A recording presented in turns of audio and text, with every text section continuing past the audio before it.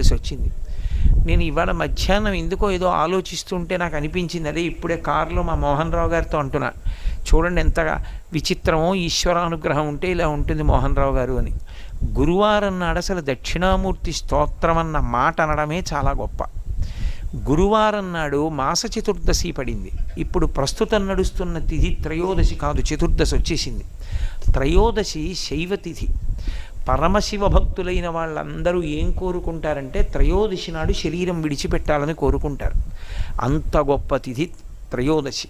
వైష్ణవంలో ఏకాదశి ఎంత గొప్ప తిథో, శైవమునందు త్రయోదశి అంత గొప్ప తిథి. మహాత్ముల యొక్క గొప్ప గొప్ప దర్శనాలన్నీ త్రయోదశి నాడే అవుతాయి.